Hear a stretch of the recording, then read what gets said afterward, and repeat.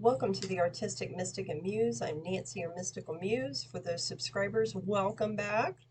For you newbies, glad for you to join us. I'm so grateful for all of you to be here. If you haven't hit like, share, subscribe yet, please do so. It helps with the algorithms, getting the messages out. The links below if you'd like a reading, you'd like to explore my gemstone frequency jewelry or order something custom, my oracle decks, the links are below. For this reading, this is for the collective for June 5th through 11th, 2022. And it's kind of a carryover from the beginning of the month's reading. So June is all about wrapping things up, finish clearing, finish healing for those new beginnings. So the first card deck that I used was, it's the Enchanted Map. I wanted to get that right because some people want to know what oracle cards I'm using. Goblins came out. So these can be people, but they can also be like your fears and doubts.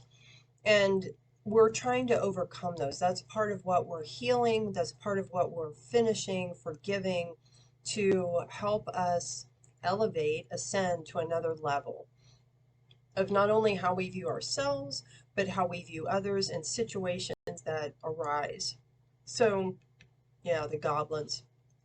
It's about releasing those things. And going into the unknown, and it's clarified by a 7. So this was a 5, which talks about change in our perspective, change in the way we view things, experience things.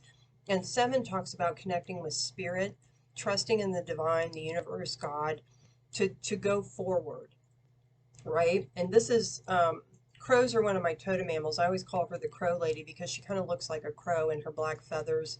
But she's surrounded, she's got a little bird here. Bird here, and it's, talking to her and letting her, she's wearing a heart, there's a heart necklace, but like listening to her intuition, her higher self spirit to help guide her into the unknown, having trust in that. And bottom of the deck, we have listening, right? Listening to yourself, listening to yourself, your self-talk for one, getting rid of negative talk. And it can also be those niggle and nudges, things that, or triggers that you observe, listening to your higher self, spirit, what's going on, listening instead of reacting right away.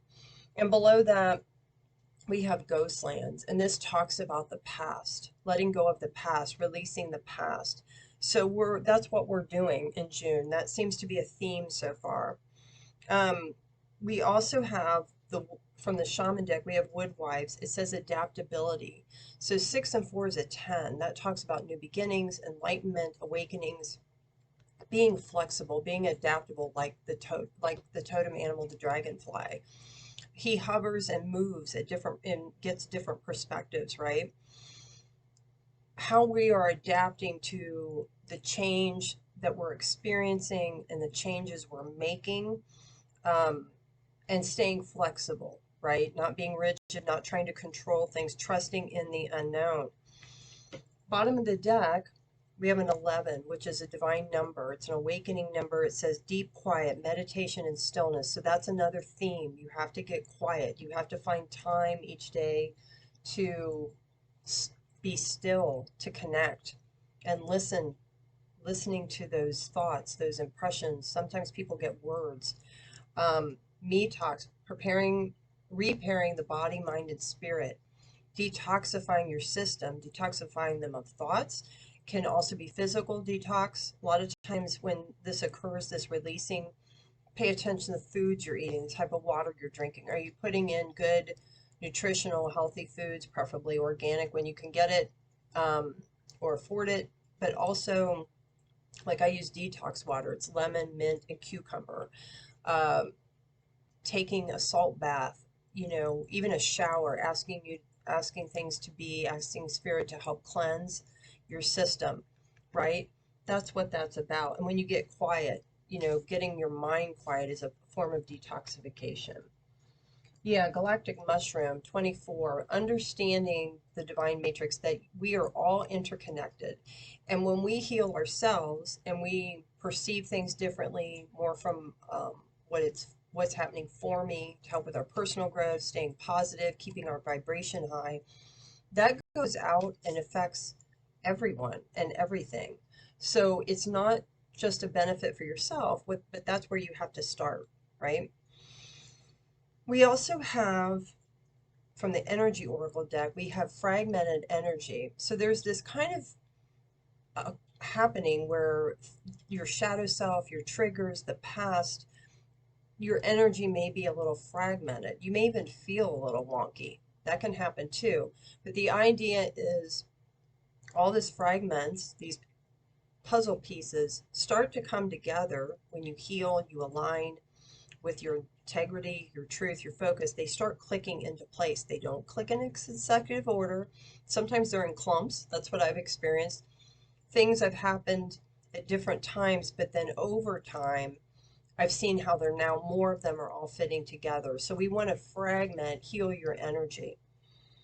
Getting out of victim mentality, blaming others for things. You signed up for this experience coming here to Earth. So, you know, not putting the blame on other people. A lot of times things that have been done to you by other people, situations,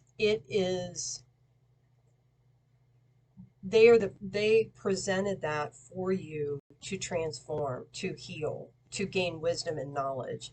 So forgiving those things, those people, and also having gratitude, because you could not get where you are now if you didn't go through them. And who knows, those experiences, they may serve you in a way that assists others. How did you get through it with grace and faith and hope? How did you overcome things? That's really important. Being optimistic. So switching off the negative Nelly, right? And coming more from a place of positivity, optimism, hope. Bottom of the deck, hang on because I've got cards everywhere. Oh yes, earth magic. Getting into stillness, grounding yourself, particularly out in nature. We are connected to nature. Nature is connected to us. But it is a scientific fact that you can ground yourself in nature. So taking time to do that. Now, there's other ways to ground yourself also, but nature's the best cure and it's free, right? You can go outside, take a walk in the park, and it's about new beginnings. Yeah, rose kiss. Stop and smell the roses. Having gratitude. Gratitude helps support optimism, positivity. You got a little ladybug there for luck, right? Rose, divine mother. Having love and compassion for yourself and for others. Yeah, holding yourself in sacred reverence. That you are a divine being. You're a part of the divine. And loving that part of yourself. It's 47, which is 11. All right. So, letting go. I surrender joyously to the ebb and flow of life. Letting go. Letting go of those things that have held you back, because you're only holding yourself back, dwelling on it, revisiting it. The goblins, right? Letting those things go and enjoying life a day at a time, staying present. Soaring into joy. Childlike wonder fills my life. What is wondrous? Nature is wondrous. I was out and looking at some of the flowers and things. I've got Lily of the Valley, and what was interesting is each year it's expanding, it's growing, right? Lilies are about regeneration and rebirth. Finding joy. Flying free. I unfurl my wings and fly. When you release these things, these shackles, right? The shadow self, the triggers, the past, you liberate yourself. And you're able to understand that that was a moment in time. You now are in the present, and you get to decide with free will what you want to experience, what you want to manifest. So that's a beautiful card. Bottom of the deck, accepting what is. I accept and embrace my inner majesty. It is what it is. It happened. It's done. It is over with. If it's occurring, it is what it is. And you are being given that experience, those challenges to grow in one way or the other. Growth can be painful sometimes, but at the end of it, when you can look back, How did you handle it? Did you handle it with grace? Did you handle it with love for yourself and knowing you did the best you could do at that time? Maybe the outcome wasn't what you thought it would be, but it's given you wisdom and knowledge and an understanding of yourself, others, to make changes or to come from more of compassion for others. That's really important. And it's necessary, and it takes a lot of courage to do that. So we have igniting courage. You are stronger than you know, right? Yeah, and then it frees you so you can launch into your new journey. Launching into a new journey, a new beginning. Okay, so from the tarot deck, oh, I'm almost done. Sorry, one more oracle deck. Uncovering treasure. Beneath the surface lies great beauty. Everything has a facade, right? So even if whether experience you might call positive or negative, what is below the surface of it? So the treasure, whether it's abundance of some kind, blessings, beautiful things, or it was a challenge, you got through it. The treasure is what you gained from that experience. How did it change you? How did it help you grow? Or how is it helping you to continue to grow, right? Mystic healer, healing energy flows through you. You can heal a lot of things yourself, particularly when it comes to your mind. Physical body, sometimes we need help, right? But you are able to heal and like I said, move forward in a different direction. Voyage of the heart, bottom of the deck. Love flows through you and to you. So love coming in. And it's transformation. It's transformative, right? All right.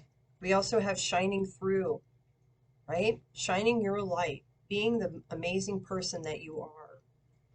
So your main focus or challenge for this week is the 2 nines. Nines talk about wish fulfillment, right? Being independent, personally abundant, standing on your own 2 feet, and having those joys and blessings, right?